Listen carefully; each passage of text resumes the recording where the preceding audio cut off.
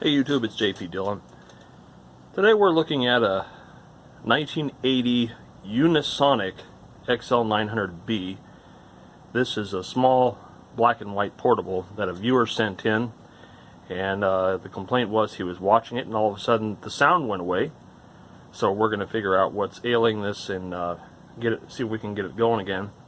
Normally I don't like to take on jobs like this because the customer is always made aware that it's really not going to be worth the shop time to mess with. But in this case, there's a sentimental value, and he does want it fixed. So there's a reasoning behind that I can understand. So looking at this thing, there's not much to it. It's kind of simple. Little 5-inch black and white. If we just plug it in momentarily, just to confirm the symptom.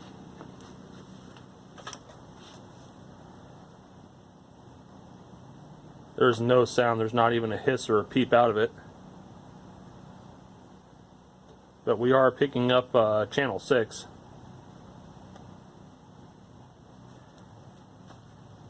And then let's see if there's a vertical hold adjustment or anything like that on here. Probably not, or if it is, it's on the back.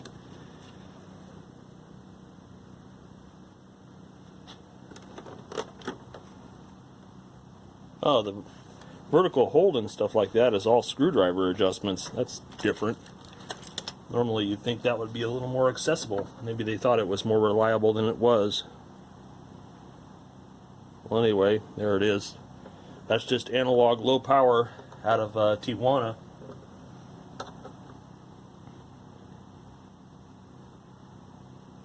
Syncs pretty good even with a weak signal, but no sound.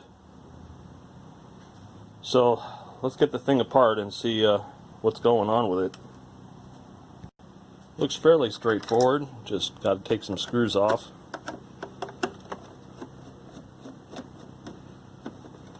These little portable TVs seem to be coming out of the woodwork lately. I had another lady ask me if I could repair another portable. She didn't say whether it was colored or black and white or what it was, but we'll maybe look into that a little bit more. Just screw here.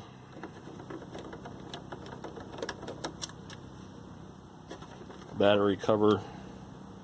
See if there's one hiding inside of the battery cover. Those battery terminals look pretty clean. I don't think this thing was ever used on batteries, or if it was, the batteries were at least taken out regularly. Let's see here.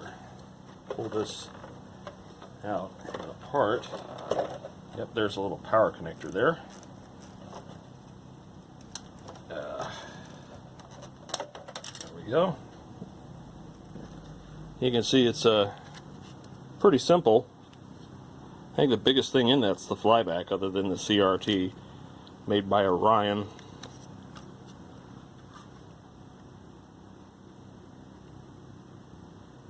Soldering looks good.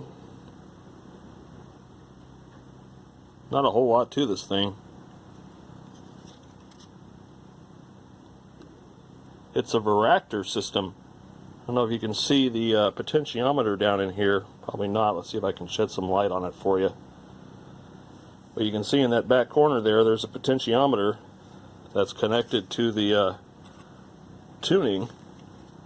So this is a varactor system. They use a control voltage to adjust the oscillator. These little Panasonic jobbers are known for death, but they're not leaking yet. I don't see any electrolyte going down the leads. And it had a pretty good picture on it, so I'm not going to mess with that. Let's see where the speaker is. It's probably inside the cover.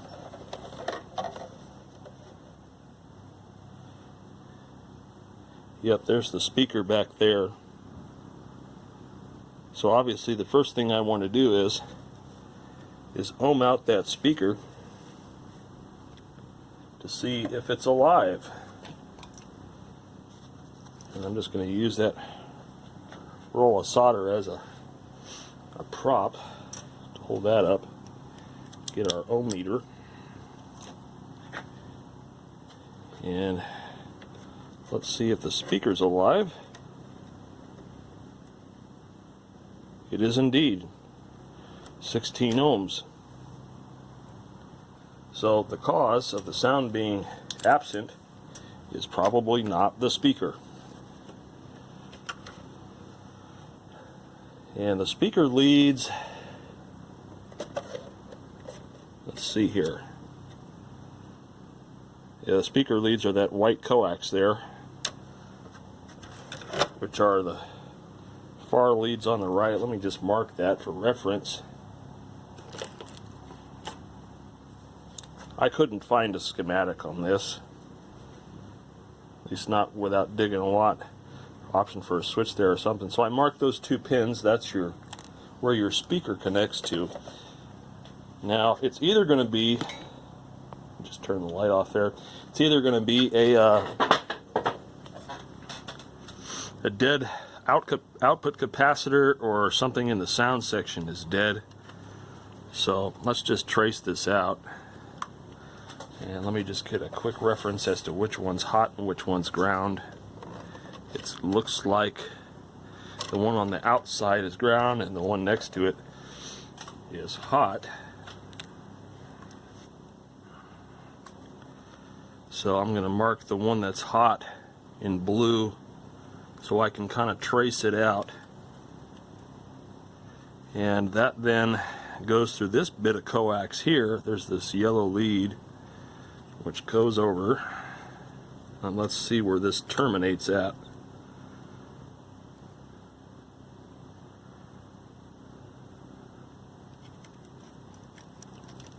Trying to get a feel for where it's going to. Looks like it's going to the front of the set, which means I'm going to have to pull this board out. Fun. But that will cut down on the troubleshooting, I guess. So I'm going to discharge this. We'll just go right to the Aquadag, and that's as simple as slipping a screwdriver underneath here and slipping another one to the Aquadag. Nice little snap there. We're just going to discharge that.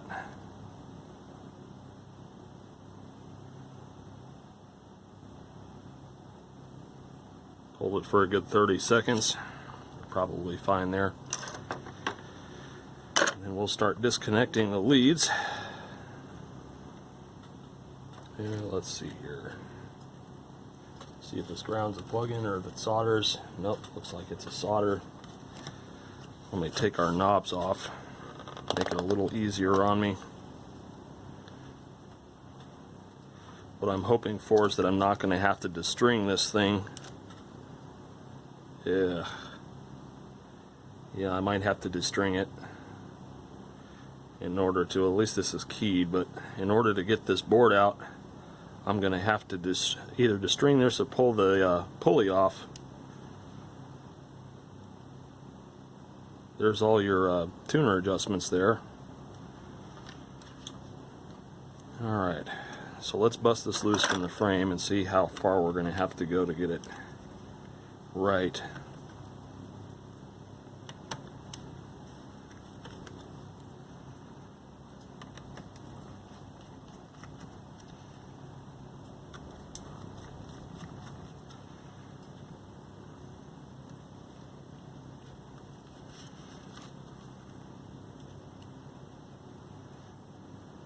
Yeah, that's not working out for me, that board. I suppose if I can get it away from the CRT, that would be easier, wouldn't it? So maybe we'll do that instead. Maybe we'll just release the frame as a whole, if that's possible, rather than trying to separate the rest of the nightmare.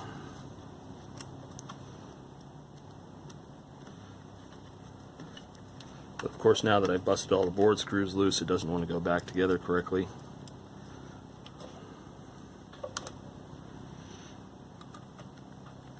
This plastic's also really brittle, so you got to be careful not to break any parts of the frame, otherwise it's not going back together. I think this is the first TV repair I've had somebody send in a long time. Let's see now. So I got a screw down here, one up here. I've got them notched out. If we can just take the thing apart as a whole, that's going to help me a lot. Also got to remember the straps on there.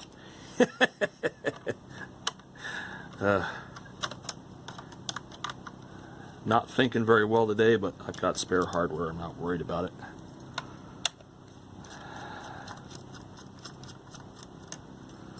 Let's get this loose.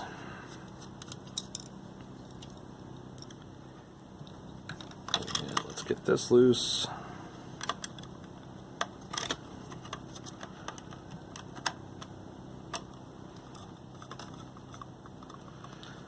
Do.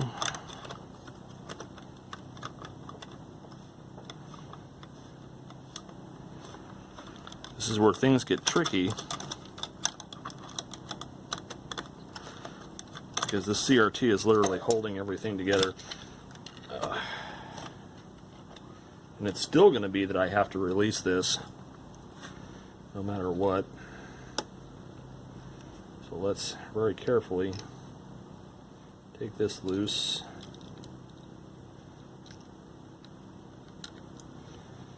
It's going to want to twist. Let me see if I can get a clip on this thing so it doesn't go flying away. I'll be right back. Alright, I give up. No matter which way you do it, I had to destring that tuner, so it's just all going to come out. CRT is going to come out. This will give an opportunity to clean the dial glass at least. And we can take loose the CRT. Isn't that cute? Just all comes out as one. So let's follow over here. See where that coax terminates at.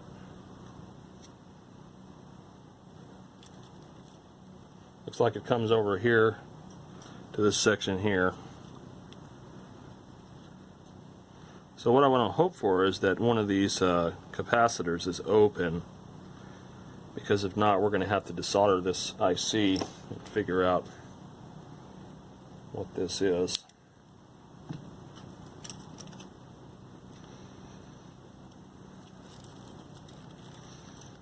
So if we go to the other side of the board here,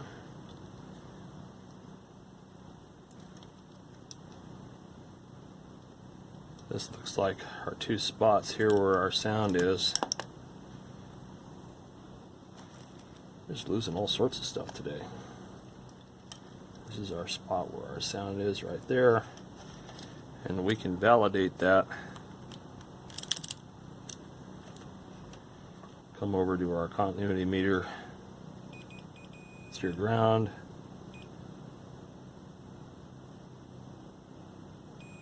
That's your hot side right there. So that's this. And if we trace the hot side back, we see that there's this capacitor up top here. Let me go get my ESR meter and see where we're at with that. So out of curiosity, we come up here. That capacitor's good. So then we follow it down here, and there's another decoupling cap. Also still good. And let's see here. I've got another one here. That's not so great, but that wouldn't kill it. That wouldn't make it totally quiet.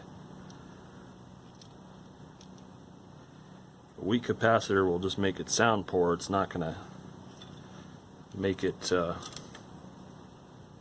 conk out.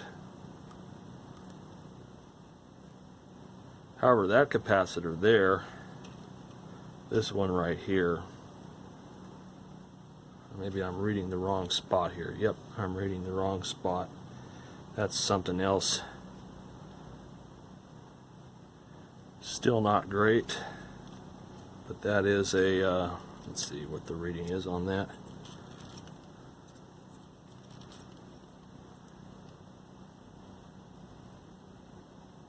.7, so it's pretty wore out, but it's not bad. That would not cause it to be dead. That would make the sound kind of weak and crummy. I don't think that would kill it.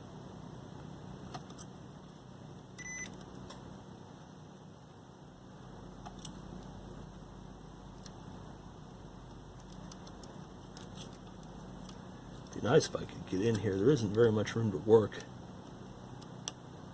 Yep, that's still okay. Let's look at a couple of these ones over here.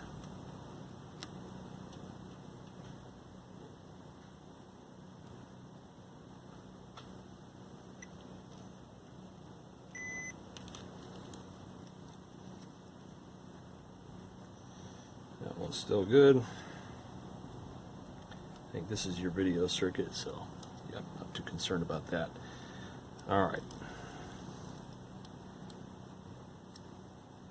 So, what do you do when all your caps are good in the sound circuit? Let's look at our potentiometer and see if the pot's okay.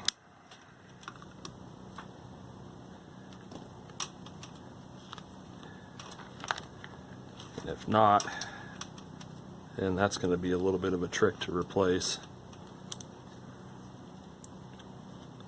So, from here to here, we should read 0 ohms. Yep. We're about halfway. What do we read here? 1.8K, 15K. So it's a logarithmic pot. 1 ohm there.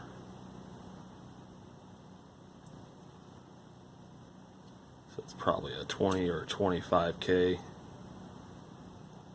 I'm betting 20K, so that potentiometer is good. Yep, there it is. I don't know if you can see it there. 20K. So the fact that our output capacitors, our feedback loop capacitors, seem to be okay. Let's see here. I'm just kind of futzing around here on this board. That's 100 microfarad at 10 volts there. That did seem pretty low for what it was, or maybe I'm mistaken. I keep bumping the damn mount.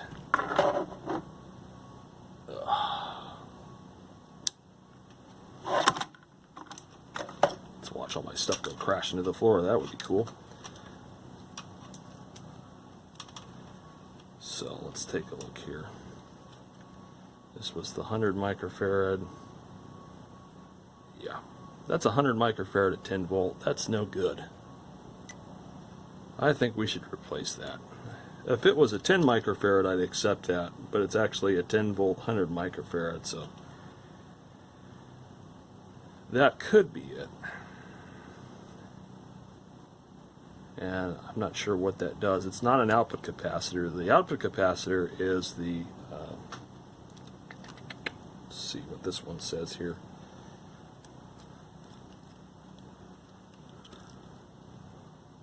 The output capacitor is a 220 microfarad, which still tests fine. Alright, so we're going to desolder this guy and pull it out. And let's see here. Best way to pursue this is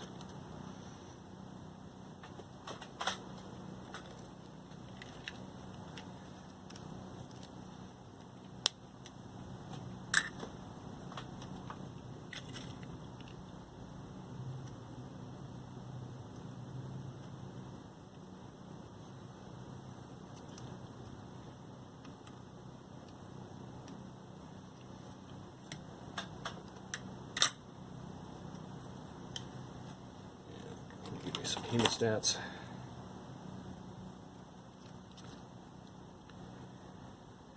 go Yankee Yankee. And there it is. 10 volt, 100 microfarad. Let's see how dead it is out of circuit.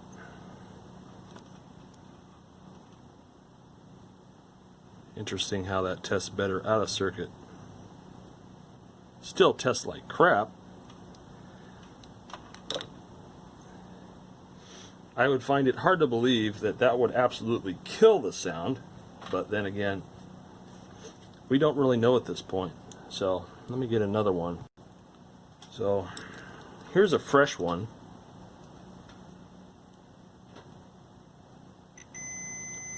You see that tests really good.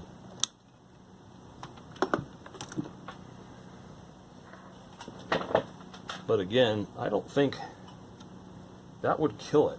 I just don't. I just don't think that would kill it. But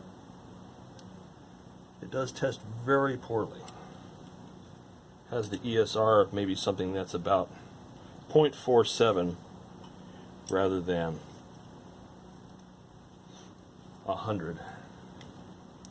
Let's see, there we go. Let's just go ahead and solder this back in.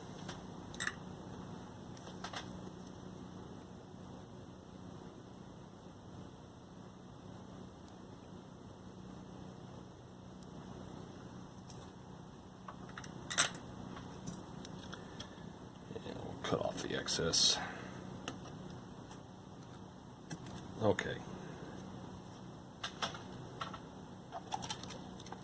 I think what I'm going to do is we'll just run this up, or attempt to run this up while it's all apart. That way I don't have to try to finagle it back into the cabinet, because even if there's no signal, we should get some kind of noise.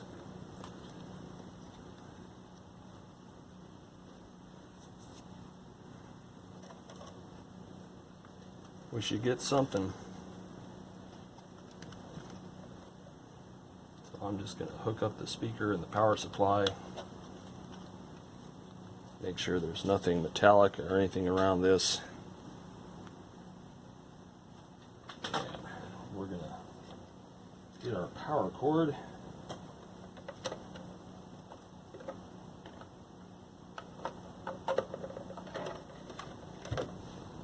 Okay. Plug this in.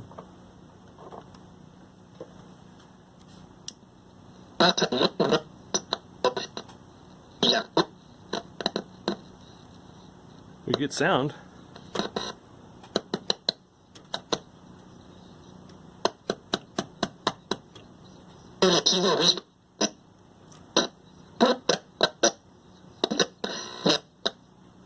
We obviously got a loose connection somewhere.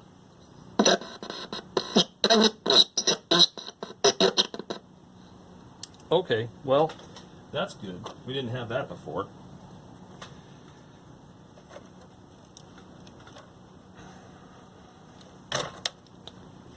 That tells us we got a dead connection somewhere. Let's see if we can take a look and see where it is.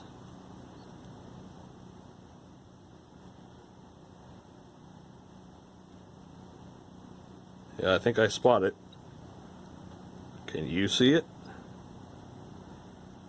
That guy right there. Let's zoom in on that. The camera won't let me. So I'm looking at this connection right there. You can see that little ring around it.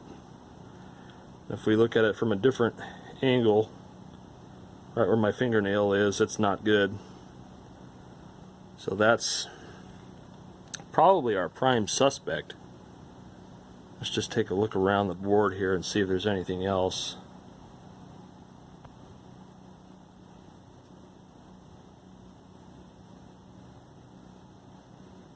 Okay, well, I'm gonna go ahead and resolder that point.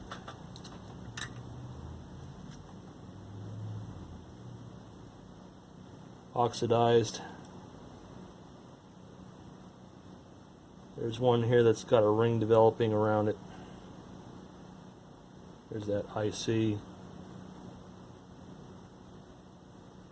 That one's starting to get a little cruddy. And we had a lot of sensitivity around the volume pot, so I'll do the volume pot too. Why not? That was bad. Oh, well, would you look at that? I soldered that pad there and it just fell right off. No more solder pad.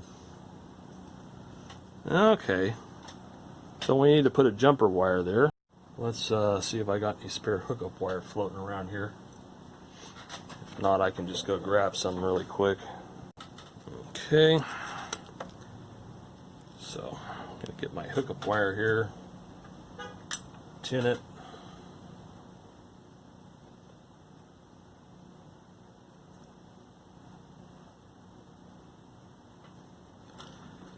And we'll make a little loop, my needle nose, and we'll go right around that terminal.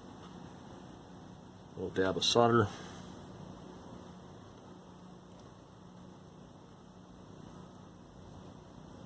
Okay, looks good there. And we'll attach it to that point right there.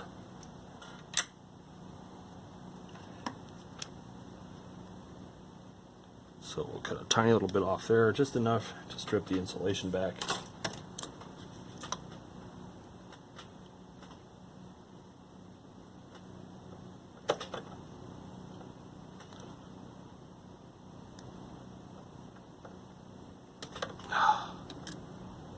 And of course, because I didn't strip it ahead of time, it's going to fight me a little bit.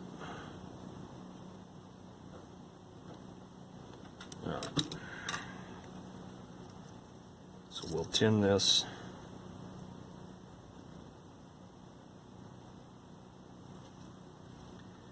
And we'll prep the spot we're going to solder to. And we'll just bring that over.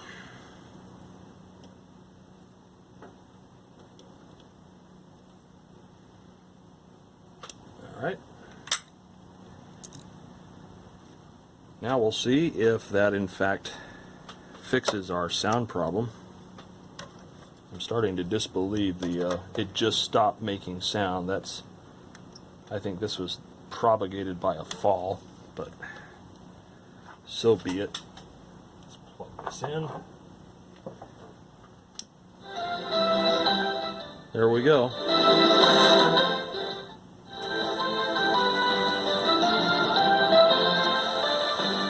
Works like a champ now. But now comes the fun task of putting it all back together. And probably the most terrible task of all this is going to be dealing with the tuner string, but I've had worse. So while we got this apart, we can see, or maybe you can't see, you can see all the little dirt and junk on the sunshade there.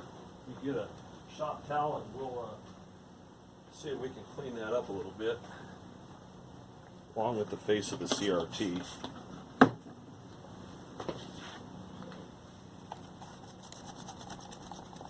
probably the first time it's ever been taken apart, so whatever dust you find you might as well clean out. Pull the sunscreen off and do the front too.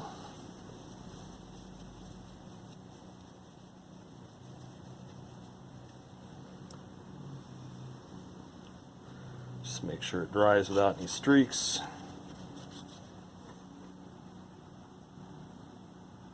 Looks pretty good. And then we'll grab and clean the CRT face.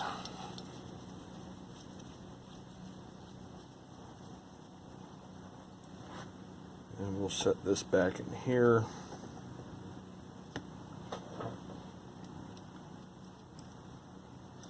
Well, that tuning shaft is really sticky.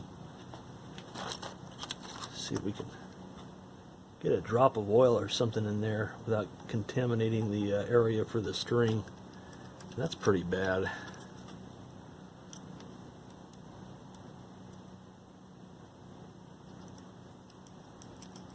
Okay, that's better. Alright, so now what we'll do,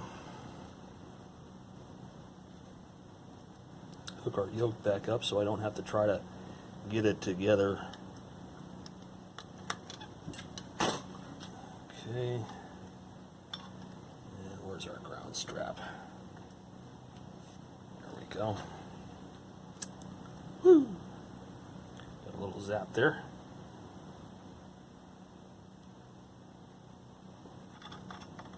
Oh, you know, let's do one more smart thing before I put it all back together. I did not check to see how clean the pots were on this. So let's clean the brightness and contrast pot.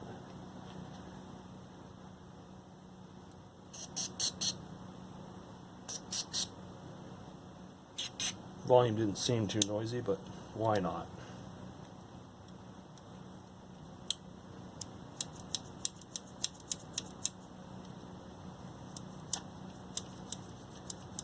And we'll clean our band switch.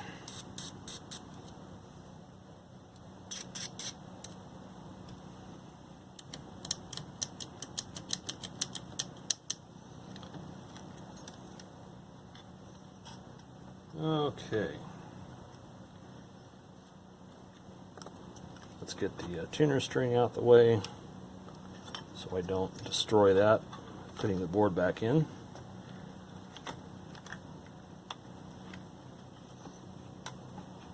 Make sure that's fitted in place. All right.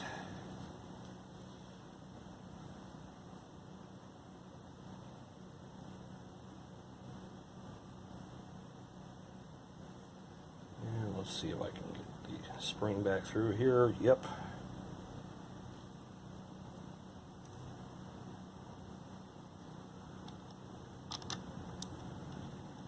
Let's put this in.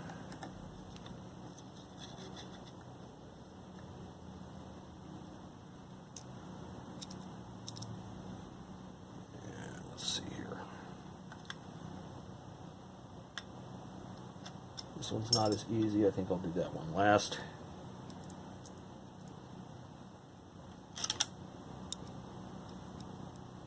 Everybody gets to look at my giant hairy arms.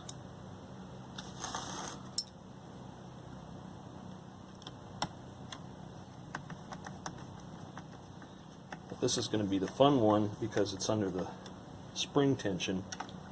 I think we're going to do this the smart way, and we're going to make it so that the inaccessible side gets put down first so it's not under tension,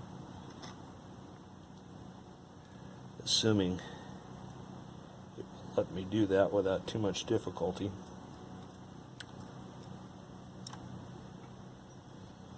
I can tell right now that this is going to be a tricky one, especially since that wants to keep flipping upside down due to the weight of the head of the screw.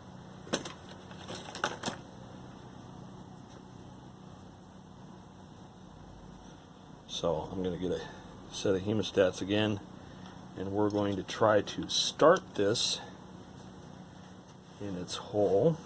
Let me grab another flashlight.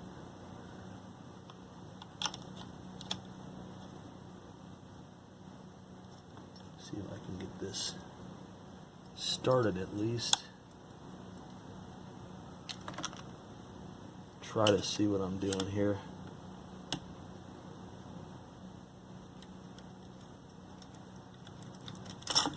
Ah, missed it.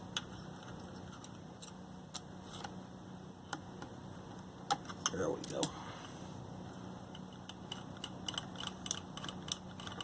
That way, I won't have to try to finagle with that while it's under spring tension, because as I neglected to remember when I was taking this apart, the spring tension this is under for the aquadag ground is considerable.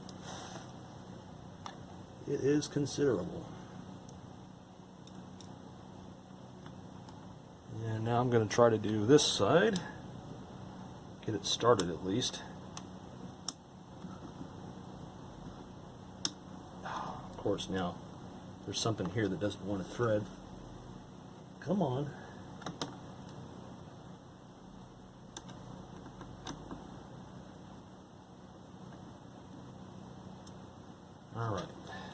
go.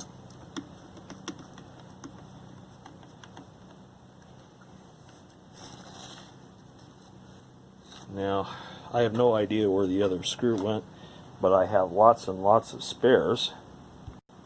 So I'm just going to feed this one down in there. Let's just get a flashlight again, since this is kind of dark and dingy.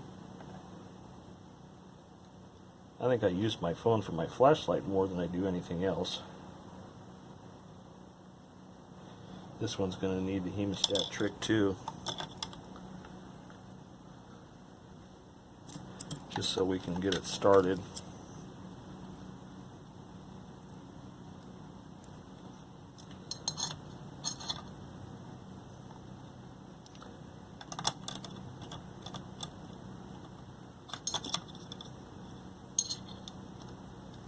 Come on now.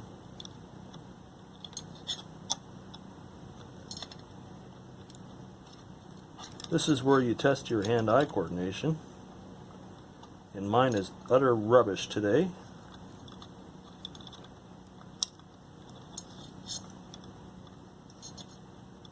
Also doesn't help that my tool's magnetized, so let's get a non-magnetic utensil like this pen. There we go.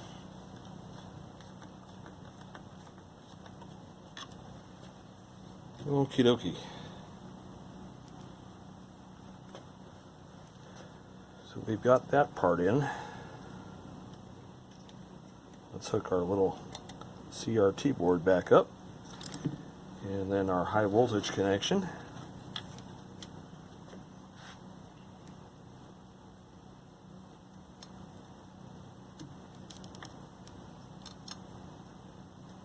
Alright, that's in there. And before we get crazy on doing the string, let's make sure it works. What a concept.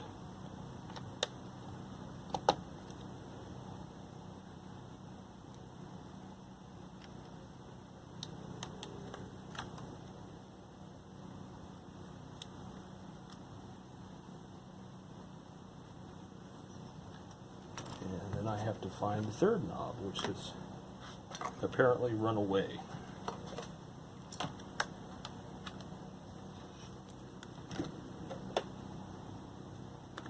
That's lovely.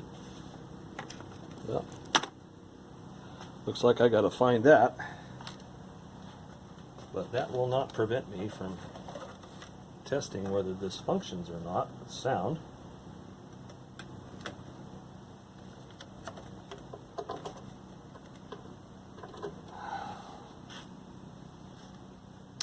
Ya te organizas, te peinas, te pones hermosa.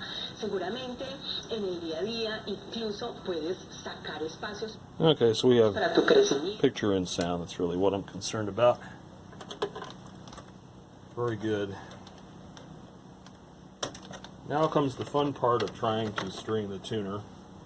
And then I gotta find where that knob ran off to.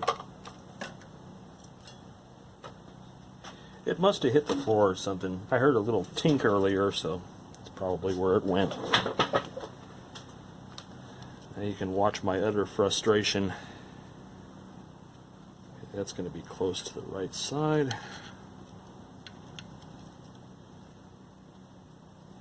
Put that as close to channel 6 as possible. Mark the pointer where its location should be. This is where the fun begins. This is why I hate these style tuners, because you have to keep track of where everything is. So mark there and mark there.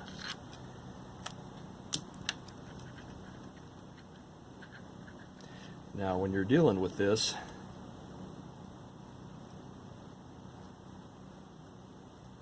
you can largely use indents on the string to figure out where they've gone, because they've usually taken some form like, I don't know if you can see that, but that notch is definitely where it's hung out a lot.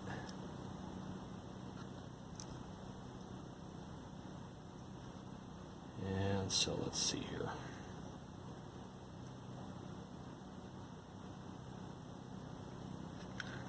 Trying to figure out a way to do this so that as I turn it, it doesn't get entangled, because there is a certain way to do this.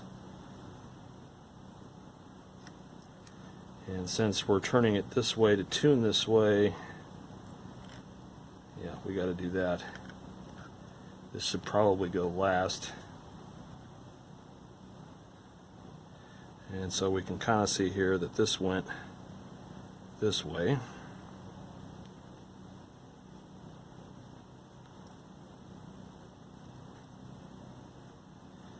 Have I mentioned I hate restringing tuners? Let's see now. If doing it on the pulley is going to make it any easier, I highly doubt it. But it's worth a shot. That's how that goes there.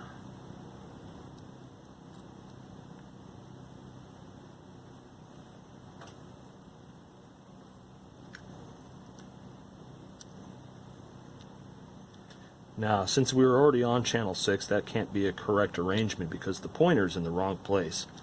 So we have to move the pointer down here.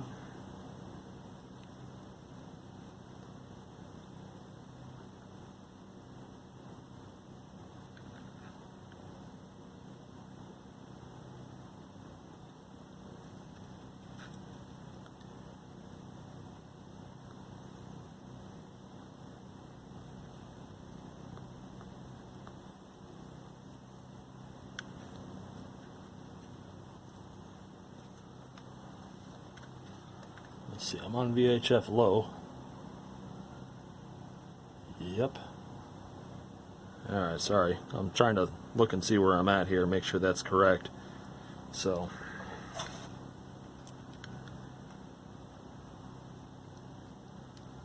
what we have to do is not go that direction there.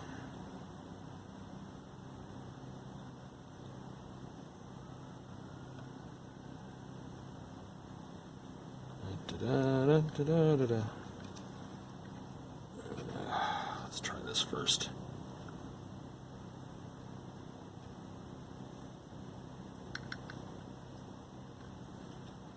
Okay, that puts us pretty close to wherever that is. Pretty close. I didn't look and see where the dial pointer was beforehand, like a genius. I was getting frustrated with it and lost my patience.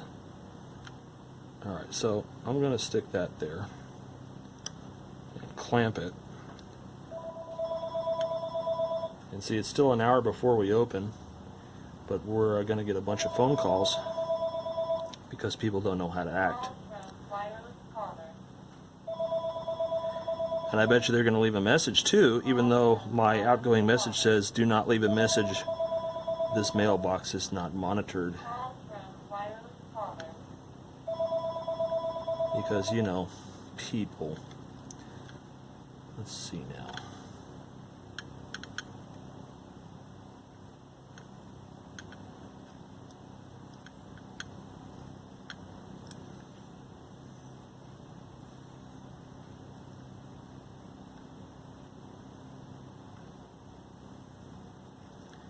Yeah, I'm going to burn up a lot of time in the camera figuring this one out, so I'm just going to restring it since it's obviously taken me a little bit, and we'll come back to it. Alright, so we finally got the tuner string where I wanted it, so that now works. That took an additional half hour, but that was my own fault for not keeping it in position. So now it's just a matter of putting it back together. Hopefully that's really easy.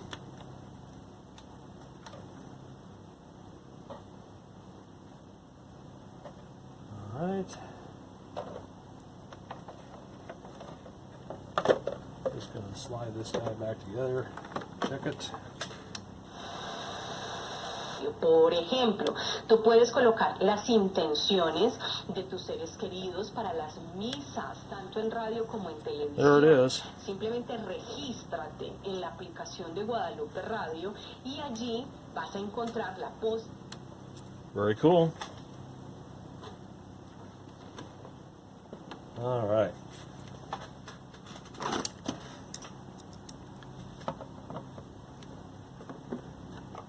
Now, again, under most circumstances, this radio would not, or excuse me, this television would not be worth the shop rate, which, if you're curious, is about $120 an hour.